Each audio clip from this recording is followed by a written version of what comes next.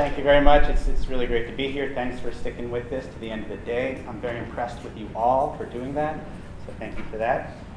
So we're the only thing standing between you and dinner, and we're very aware of that, so we'll jump right in.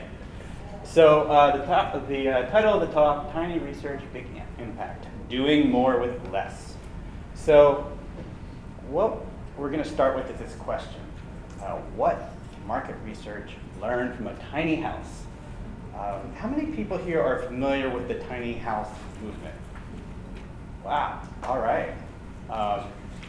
So for those of you who don't know about it, the tiny house movement is this movement that really started bubbling up after the financial crisis in 2008. And it's this movement, it's both an architectural and a social movement that advocates living simply in smaller homes. So rather than McMansions and taking up as much space and going large, it's really narrowing down and focusing. And what that leads people to is having limited space forces you to focus on what's most important, what's essential.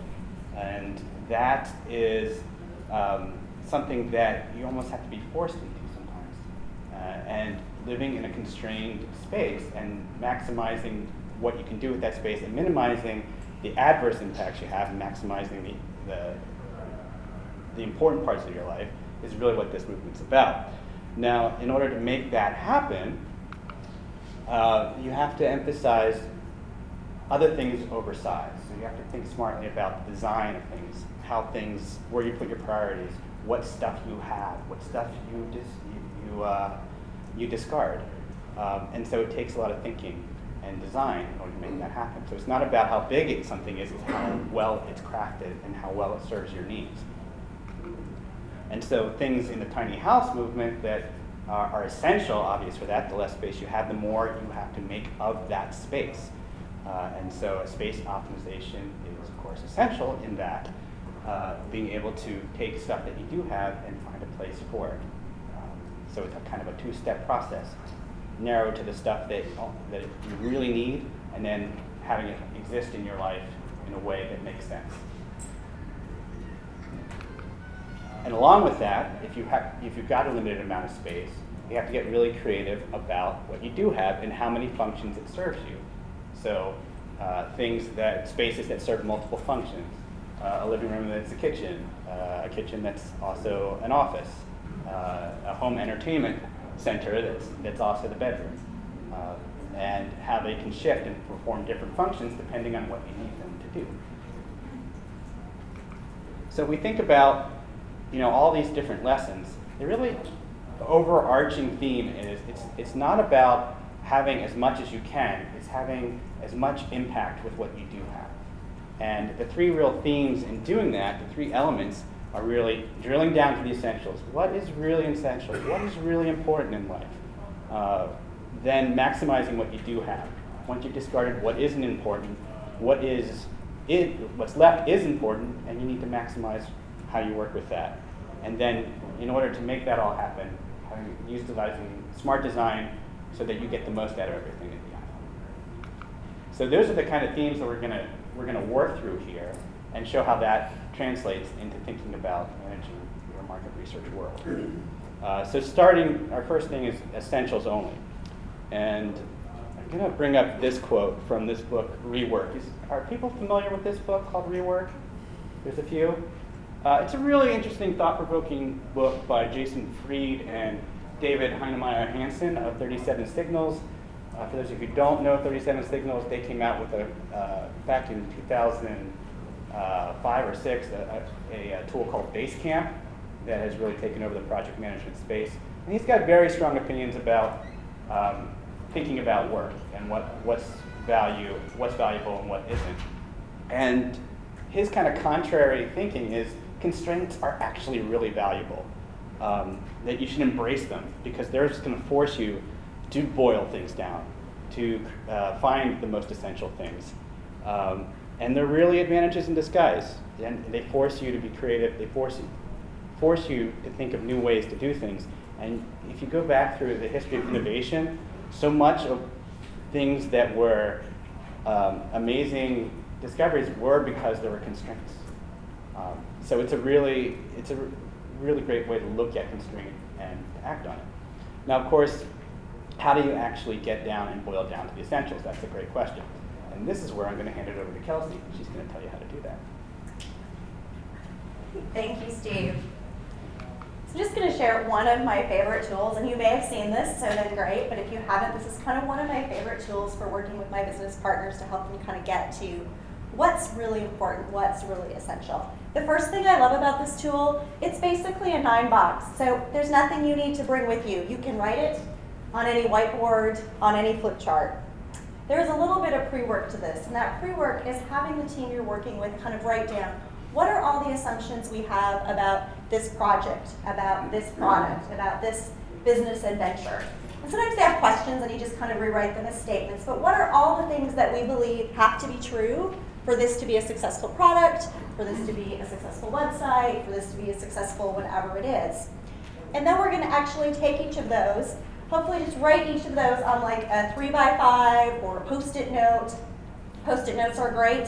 Write each one on a separate one, and then we're going to plot them. And we're going to kind of plot two things. We're going to plot how uncertain are we, and then we're going to plot how bad is it if we're wrong.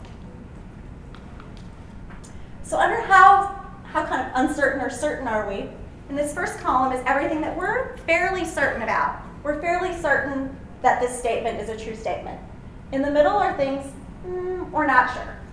And then over here are the things we actually have no idea if this is a true statement.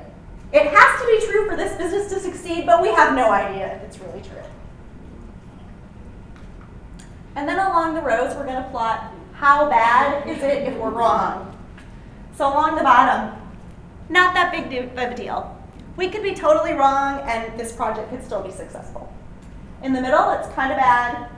The top, abandon all hope. Basically, we're totally screwed if that is not a true statement. So what happens is when you plot out everything that you kind of think to be true, all of your questions kind of into those statements, those assumptions, what happens from a research perspective, first of all, two things happen. You find out that the people on the team don't all agree where to plot these. So you have the right conversations, so we all eventually agree where to plot them. You've probably been in those places before where your team, certain people that you support are absolutely positively sure about something, and you're like, I'm not quite so sure about that. So you can have some of that dialogue and see where you plot things. But then in my case, I might not be the only one. Let's see, my research budget went down 25% from last year to this year. I can't do all the things I used to do. So how do we make those decisions? Well, you know what? Everything over here that we're really certain about, I'm probably not going to research. Even though we are in big trouble if it's wrong, everyone in the room agrees that we've kind of got that right, so we're probably not going to do research for that. Along the bottom, over here in this box, we have absolutely no idea, but it's not really that big of a deal even if we're wrong. We're going to let it go. That's a gut decision, and we're going to let it go. But when I get to this top box up here, we have absolutely no idea. We are totally sunk if we're wrong. This is where market research needs to play, and those are the questions that we need to answer. Now, sometimes the kind of 3 boxes surrounding it, depending on my budget and resources, those may also get some attention, but now we know where we need to start. So this can be a great tool to have these conversations to say, what's really in that kind of upper right box? So we've talked about kind of getting to essentials, and then we want to talk a little bit about kind of maximizing what you already have. And this is something I've really been playing a lot with this year. So one of the things that I've been doing a lot of work around is resynthesizing and repackaging. So a big part of my daily life at Hallmark is studying seasons. Valentine's Day, Easter, Mother's Day, Father's Day, Halloween, Christmas. I have this cycle. I study each one of those holidays. I have a lot of different business partners who kind of need to what's going on in people's lives during those holidays. As you can imagine, over the years, we've done a lot of research at Hallmark about all of those holidays. So a lot of what I've done this year is to say, like thinking of Father's Day, what are all the different little research studies we've done in the past 5 years? I maybe did a couple tiny little new things from some kind of gap analysis, but mostly this year what I've done for my work is to actually create kind of knowledge roundups. What happens when I take everything, all these little studies we've done over the year around Father's Day and put them all together into one story? a couple things I find happen. One, I see new things because I'm looking at different things together that I didn't see when you looked at the studies separately. The other really interesting thing is when you kind of put things together in a new way, even if most of the studies I'm referencing are 2012, 2013, 2014, this little report says 2015. Do you know my partners think? This is entirely new work, right? As far as they're concerned, this is new, which is great. The other great thing, though, is kind of repackaging, taking information you already have and kind of repackaging it in a fresh way. This also makes it new for business partners. This is information we already had. We've had this information. But this is talking about kind of grieving your father at Father's Day. Not something we always think about. Normally when we think about things like Father's Day, we're thinking about kind of the happy times.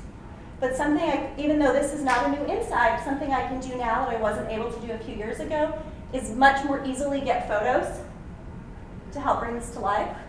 To get those consumer quotes. We probably could have got those before, but the photos, this is really powerful now. So some of you are probably like, thinking about this, but this is a great way for bringing this to life to my business partners in a way I couldn't do before, even though the insight itself isn't new.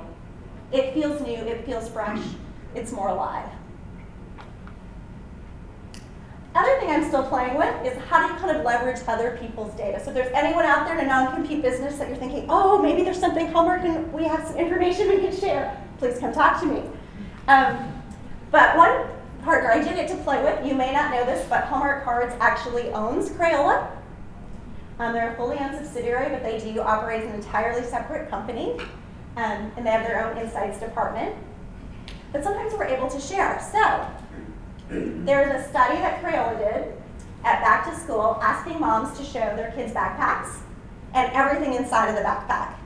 So this makes sense that Crayola did this, right? Because they really want to see what role do the markers, do the crayons, what role do the Crayola products play? So really great. At Hallmark, we were able to take that same study. They designed it, they ran it, we weren't involved in any of that, but after the fact, we were able to take it and look through and say, when exactly, at what ages are girls ditching the backpack with Frozen and getting the Vera Bradley bag? And a lot of Gold Crumb stores, a lot of our franchises, they carry Vera Bradley. So we do care about this and understanding when that happens. So looking at the same data, a study already done with a different question, gets you kind of new answers. So that's talking about kind of ways to kind of reuse, multi-use things that we already have. Also been trying to play in terms of smart design, both in terms of research and in presentation. But in terms of research, kind of been playing around a lot with how do you kind of do several small engagements to equal kind of one big study. So I think some really great things about this is you don't have to invest as much, but you can just invest one little piece at a time. It's also pretty agile. You can learn a little bit and then kind of rechange your mind. Because how many times do you do a big study and then realize you asked something totally wrong and basically screwed up an entire part of it, and you would have done that differently had you known it. But when you're just doing one little piece at a time, you can kind of learn and go from there. So I did a bunch of different things around holiday baking, because Christmas is one of the things I spend the majority of my time on, is studying Christmas. Lucky me, I know, that is in fact a real job. And across all of those little things, many of them one question here or one kind of an online discussion board there, across all of those I actually came to some really big insights. So this was news to the team I supported that was kind of thinking through baking items that we could sell in our stores. And when we talked particularly to millennial moms, and we had a lot of questions such as, we actually started with questions about, is it okay to kind of use a mixed box for baking versus baking from scratch? These are the kind of questions the team had. Turns out, not even the right question. For a millennial mom, if I turned on the oven, I baked. That is all I had to do. So the frozen cookie package, I opened that, I turned on the oven, I put it on a pan, put it in, I absolutely baked. In fact, for most millennial moms, if I mix two things together, even if I don't actually turn on the oven, I baked. Very different situation. The other thing that we learned across all of those activities that was really big news for us, we do a lot of products. If you go into our stores, there are a lot of small products you could buy to give as Christmas gifts. Think mugs, candles, those types of things. So what's the competitive set?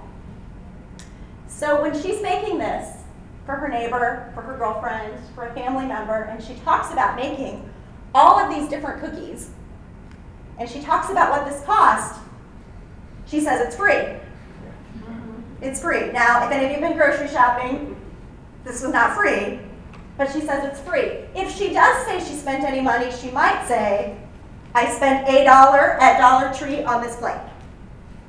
If it was a plate I was planning to give to you and not have you give it back to me. But I did this because we didn't have any money this year and it was free. So that's a challenge. How do I compete with free in her mind? So I want to talk a little bit about, so there's just some ways kind of using the smart design, kind of putting together a lot of small things to come to really big insights. But also how to kind of share information.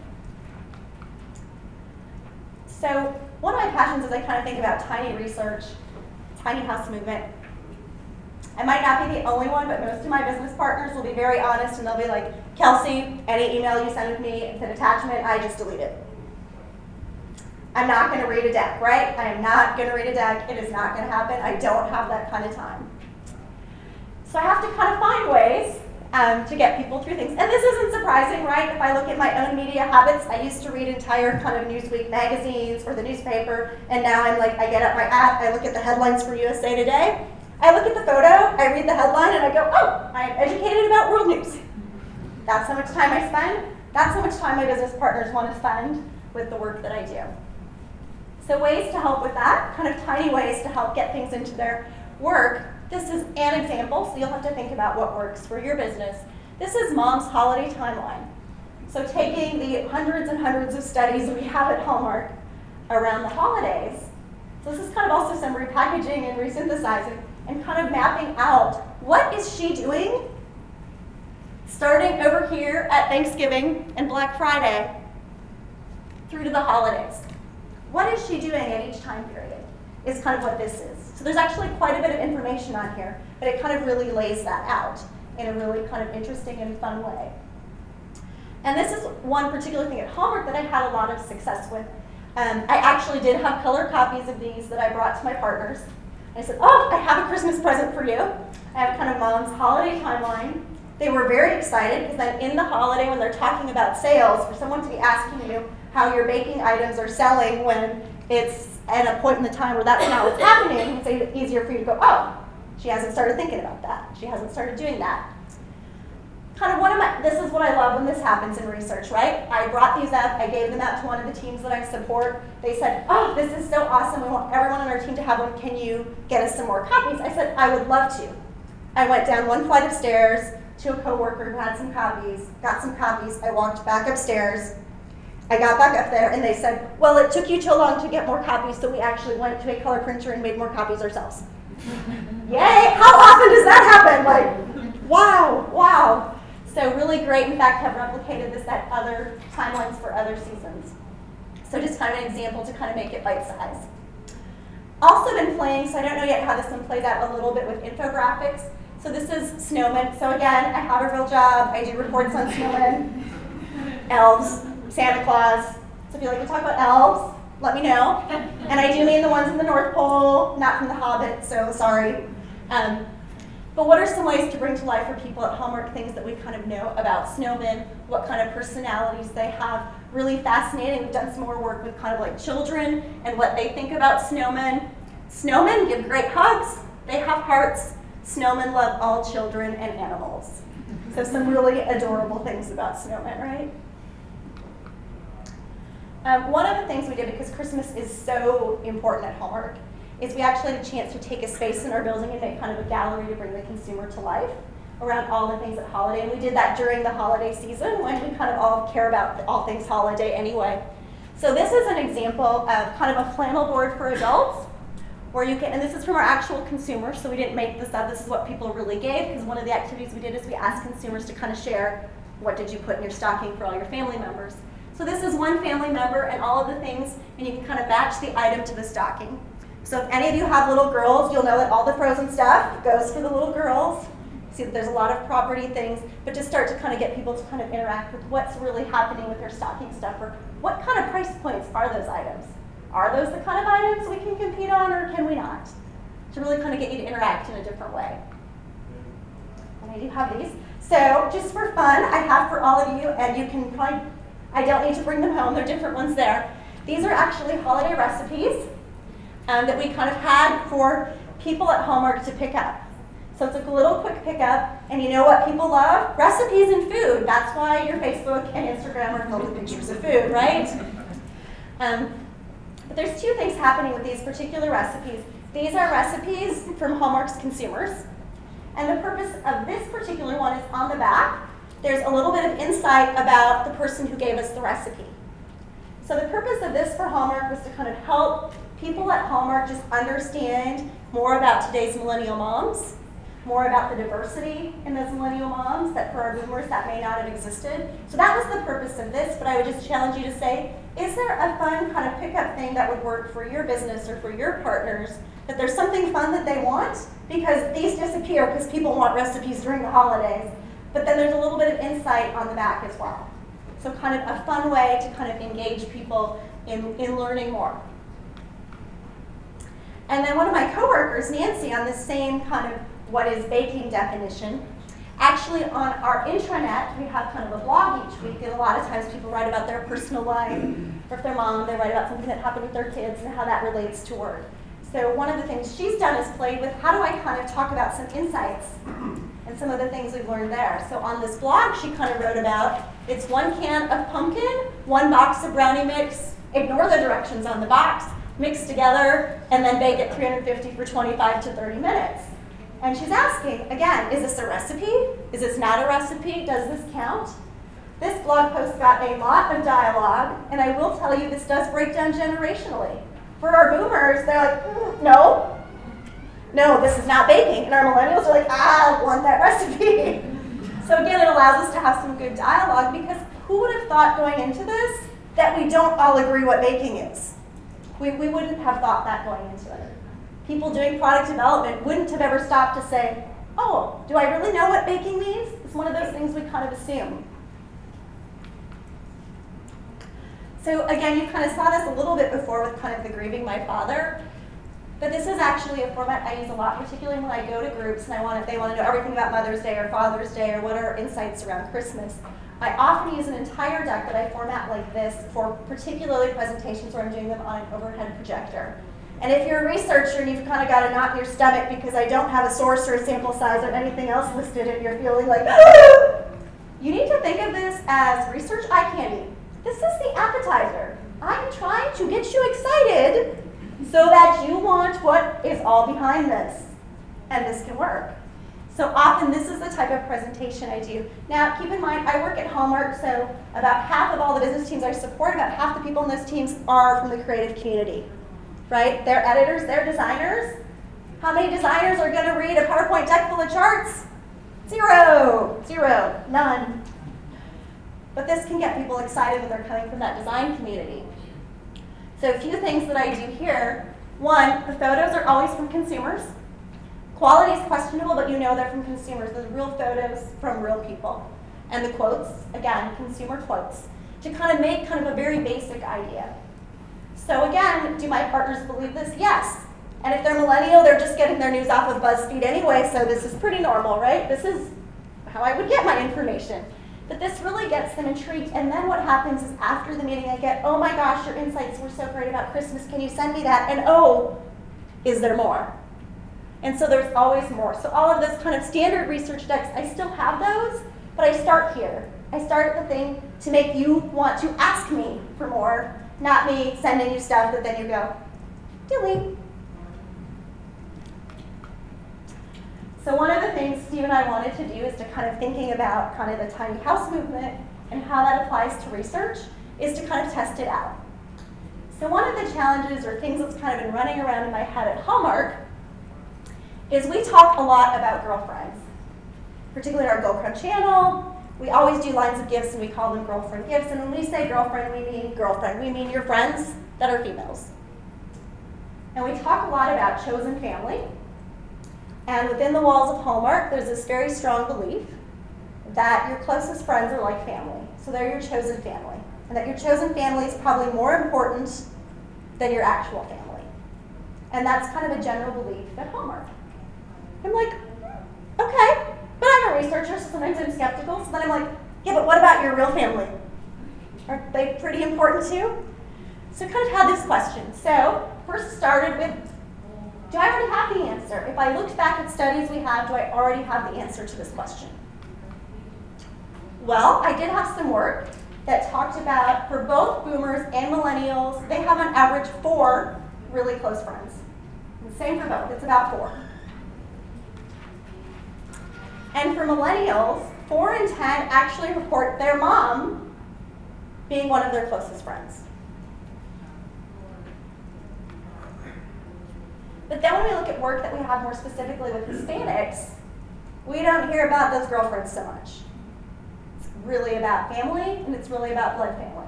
Now, maybe much more about cousins, not always just your immediate family, it's a broader family circle, but now they're just talking about family. And then back to Christmas, because I love Christmas and I do so much Christmas work. We tend to, at Hallmark, these are not Hallmark products, but we tend to do products like these if you've been to our Gold Crown stores. And you can also find some of these products in other places we sell things. So mugs, candles, salt and pepper shakers, things like that. So soap dispenser, maybe tea towels, these types of products. So when we make these at Hallmark, historically we talk about them as hostess gifts. Or we say they're for your coworkers, they're for your friends.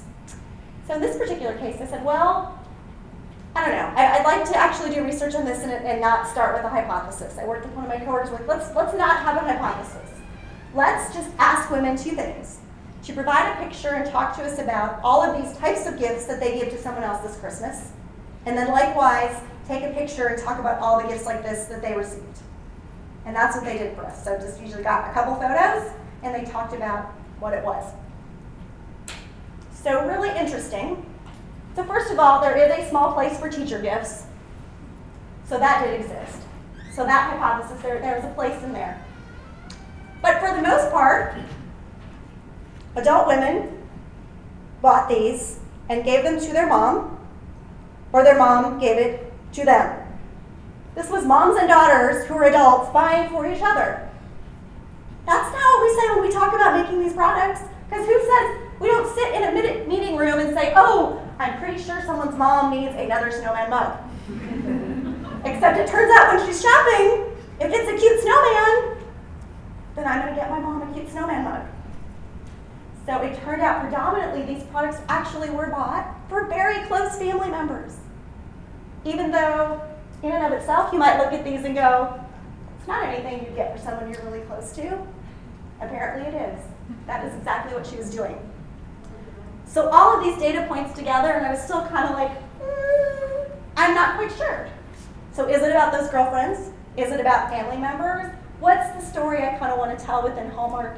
Do we already have the right story and there's nothing to say? So we kind of wanted to think about what is that story? So what we wanted to do when Kelsy and I were talking it through was like, well, and we were talking about this idea of tiny research. We wanted to see, well, could we use this as a case study and apply it to this particular question? And it so happens that at FocusVision, we now have quantitative platforms in addition to our qualitative platforms. And we thought, hey, we could put these 2 things together. And we have this new offering that we've come out with that actually, one of the things Kelsy mentioned was if you put a bunch of charts up in front of a designer, their eyes will glaze over, and it's hard to get through to them. But you need the numbers in order to have a good argument. And so we've kind of merged these by creating a way that you can, within this survey, actually get video answers to open ends. So they go through the survey, they funnel a question, an open-ended question, instead of typing in, they actually open up their webcam and tell you why they answered that way. And so you get that human quality and you get the numbers at the same time. So we decided to test this out on this question. So, and we really wanted to drill in and see how tiny could we actually make this.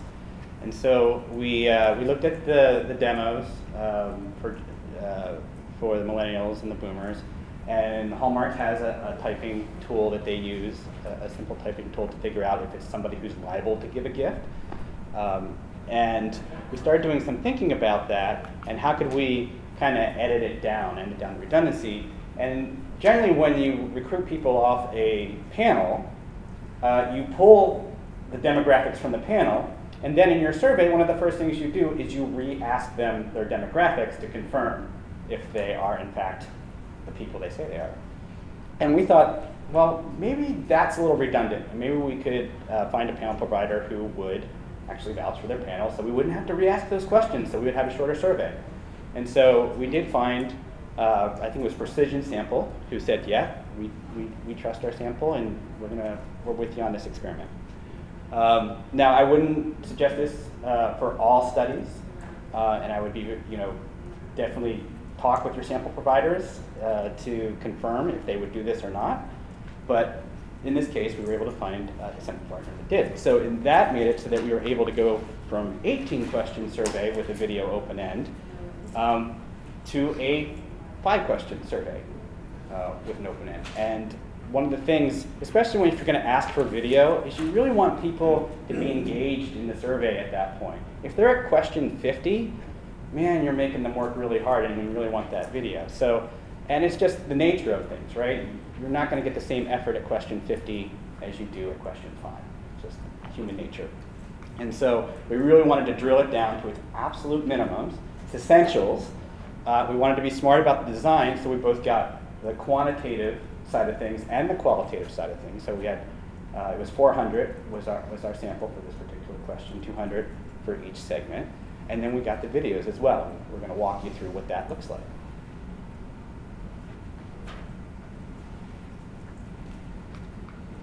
So here are kind of the results of this little piece of work that we did. So one of the questions we said is, I think of my closest female friends as family members. So kind of that idea of kind of chosen family. And overall, so we've got this broken out on this chart between millennials and baby boomers, but the overall top 2 box was 85%. It was like 86 for millennials and 84 for baby boomers. So the top 2 box, millennials and baby boomers both really strongly believe. And again, this is within Hallmark segmentation, so as you can imagine, it's probably more likely with Hallmark folks than maybe some other places. But they really felt very strongly about this. So I was like, okay, so this is really true. What is interesting, and I'm still kind of playing around in my head though, is even though the top 2 boxes are very similar for boomers and millennials, you'll know that actually though millennials, much more top box, much more strongly believe this. So there's something even stronger with the millennials with this statement, which is kind of interesting. But I'm still kind of playing with what the hypotheses are behind that. Then the other question, I think of at least one female family member as one of my best friends. And again, the overall top 2 box for this was 82%. So 85 and 82, so very similar in terms of how important these statements are. So it's kind of this both and, right? These are both really true. And again, same thing. Overall, top 2 box for millennials and baby boomers was 82 and 83%. So essentially the same in top 2 box. But again, this same phenomenon in top box, but the millennials feel much more strongly at the strongly agree for both statements. So that was kind of the quant part. So, and this is, so you imagine our designers, their eyes have already glazed over. But this is, we want to play you some of the videos that we got, and hopefully the volume will work here, that really then humanize this. And it's a really cool experience if you're reading along a survey and you're looking at the results and it's numbers, chart, numbers, and all of a sudden human faces start popping up and talking to you. It's a really cool experience. So this is just a taste of it. Hi. I would have to say that my sister is like my best friend because she's always there for me. She does everything for me. Whenever I'm sad, she's the only person that can make me happy. We do everything together. We go everywhere together. We have kids that are the same age, and she's just my everything, more so than any of my actual friends. Hi. I answered the way I did because I think that in order to be considered family, you don't have to be like blood related to someone.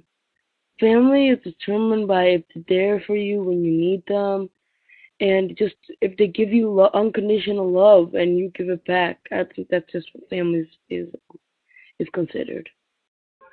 So I answered the question in regards to why I feel like family members are one of my best friends.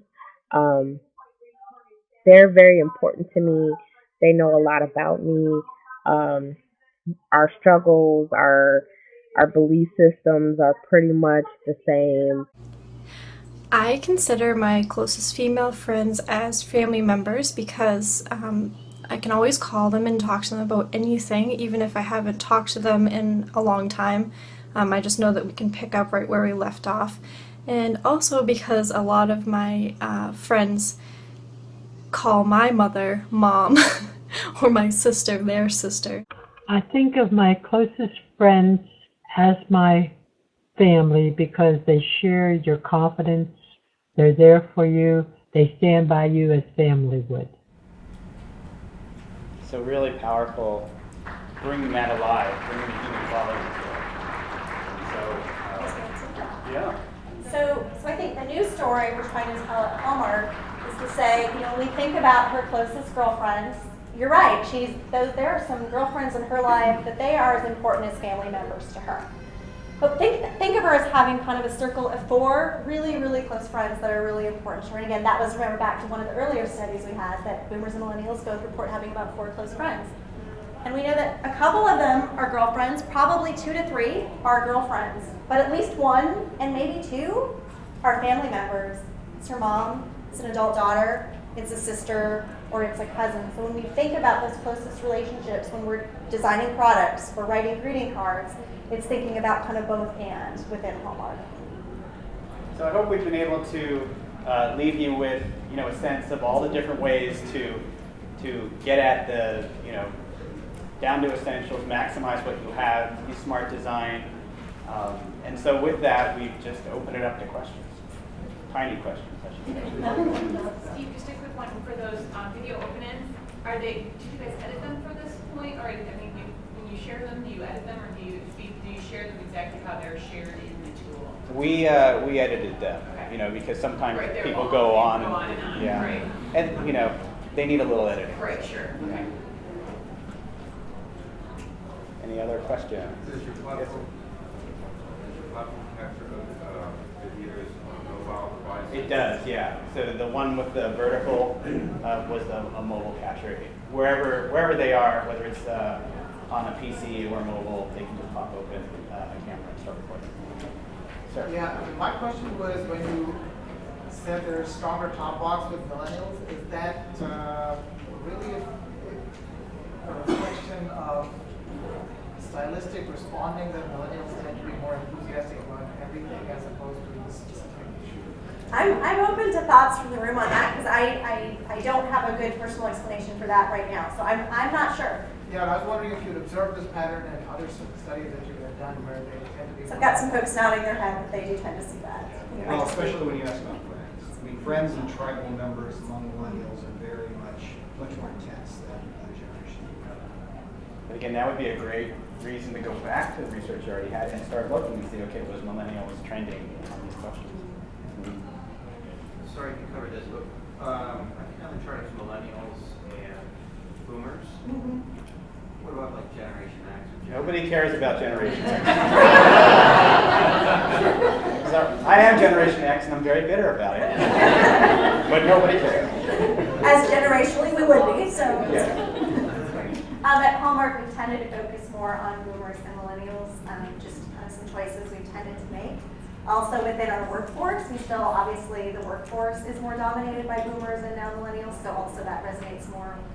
Folks are talking to some both ends. So that's just a choice we make at Hallmark. Certainly when we do large enough studies, we do both, but again, kind of going to tiny research, we had to make some choices, so that's the choice we made here. And there'll be a Gen X support group. So